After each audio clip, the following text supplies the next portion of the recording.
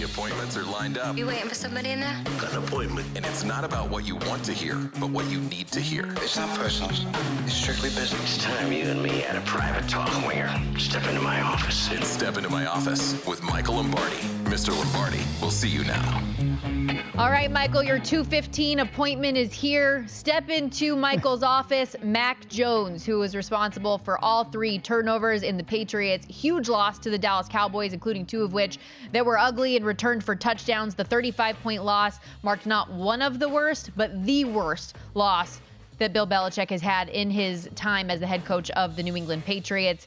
He's a former first-round pick that had high expectations, Michael. He has not lived up to. If he's taken a seat in your office, what do you have to say?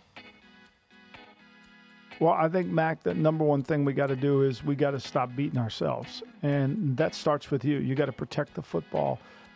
When you look over the last 15 games, we're 6-9. You know, you've thrown 17 touchdown passes, 10 interceptions.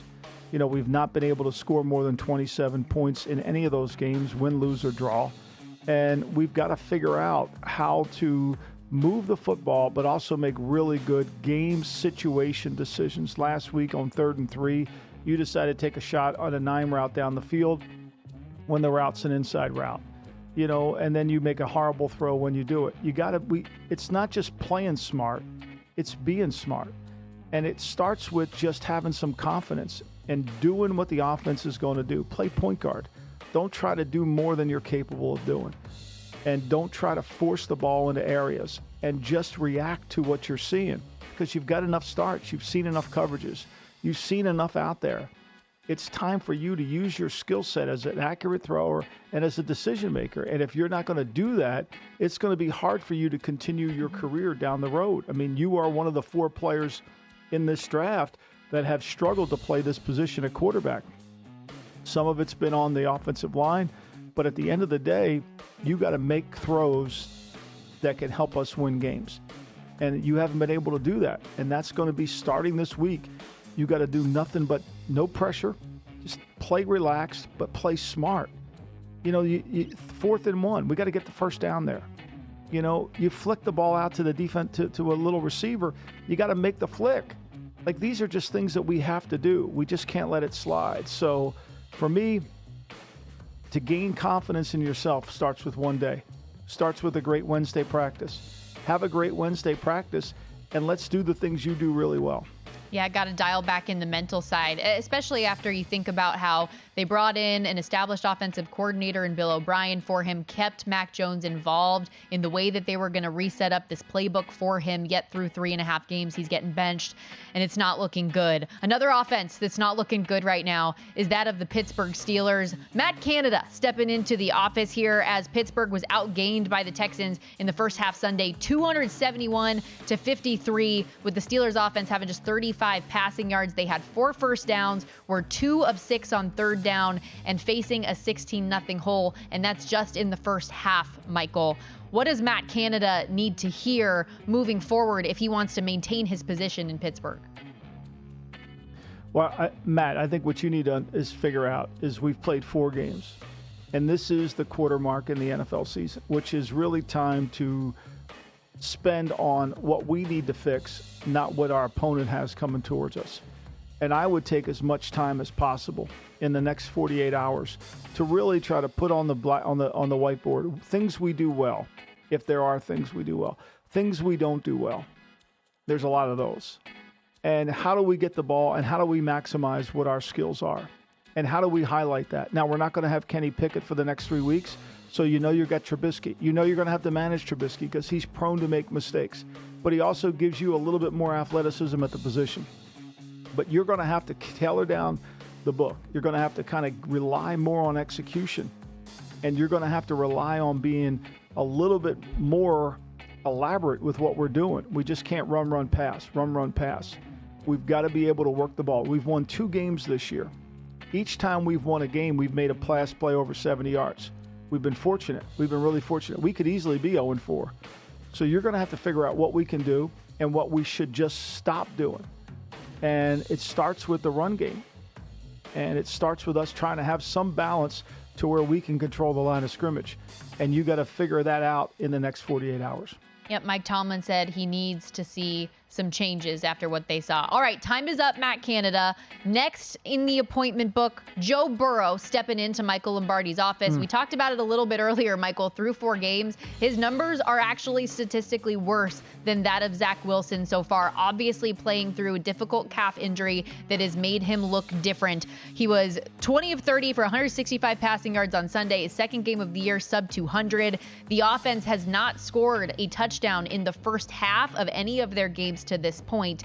If Joe Burrow is in the office, Michael, what are you telling him as it pertains to his health? Does he need to sit and get healthy, or does he still give Cincinnati the best chance to win, in your opinion? Look, Joe, I think if we're not going to change what we do offensively, if we're not going to tailor it around your lack of mobility, you're actually hurting us more than you're helping us. Now, I'm not saying Jake Browning's going to help us win games, but right now everybody knows you're a sitting target. Nobody cares about you going outside the tackle box. Our offensive line isn't good enough to protect you. We can't get first downs. We haven't had a game where we've gotten more than 20 first downs all season. We haven't had a game where we've thrown for over 250 yards all season. And that's really because of, A, our scheme is too generic. We're in one formation all the time. People know where you're going to be, and it's challenging. And so either you're 100% healthy or you got to be 100% not helping the team. And I think you need to take some time off because we got 2 games coming up against Arizona and then Seattle. You know, maybe we could go out and play really good defense and beat Arizona. Maybe we could beat Seattle at home. And then we got the bye week before we go play San Francisco after the bye. That's got to be, to me, that gives you 3 whole weeks to get yourself healthy. Because if we continue down this pace where you can't drive the ball, and without T. Higgins in the game, everybody's double and chase. He hadn't had a touchdown all season after 4 weeks. We're having a hard time moving the ball, and it's only going to get harder now. So why not get healthy? I think you got to think long-term, not short-term.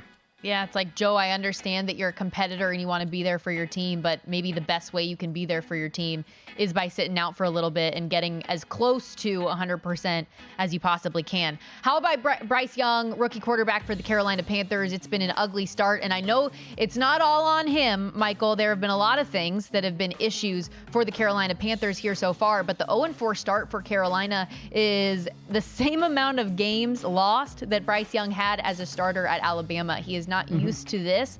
What's causing Young's early struggles? How would you encourage him to improve? I think you just look, every rookie has this problems. I mean, just call Troy Aikman on the phone. Call Peyton Manning on the phone. You know, I wouldn't stress. I keep trying to do the things you're doing. Protect the football is most important. You know, the fumble hurt us, but you've got to do the best thing you can to protect the ball. And you got to try to find a way to work the ball down the field. Right now, we're 31st in the National Football League in yards per attempt. We got to get the ball down the field a little bit. I understand there's not a lot of receivers open, and this offensive line doesn't give you a lot of time. But we're going to have to figure out a way to run the ball, and we're going to have to figure out a way to have some play action. Maybe you might want to ask Frank Reich if we can get under center a little bit so we could have some hard play action to give you some throws up the field a little bit. But look, just keep doing what you're doing. Keep studying the games. Keep preparing for the teams that you have been. It's going to all click. And as the team gets better around you and the line starts to protect, I think it's really going to click. Your decision-making has improved upon every single week. The wins haven't, but that's part of the problem when you play rookie quarterbacks. Yesterday in the National Football League, a bunch of guys started rookie quarterbacks. One guy won, C.J. Stroud. And he's in a very quarterback-friendly offense. Under center, which he never was, a lot of play-action throws, and he's doing a really good job. So it might be something for you to look at and maybe suggest. Michael, where things sit right now, is Baker Mayfield the best quarterback in the NFC South? Yeah, I think he is. Hard thing to say out loud, isn't it? I mean, Ritter, we were doing the game yesterday here. Ritter, you know, he unless he can throw what I call pitch and catch throws, which is he sees the receiver's numbers to him, you know, and he threw 3 curls before he got the 4th curl intercepted. So, yeah, I mean, I think Mayfield, one thing Mayfield's done this year is escaped a lot of problems. He's gotten out of it. Even in the opening game against Minnesota, they had him on the ground. He got away from it, and he's operated within it, and their defense has carried him. Look, when they play better teams, but I think you're right, Stormy. He might be the best one, as hard as that is for me to say.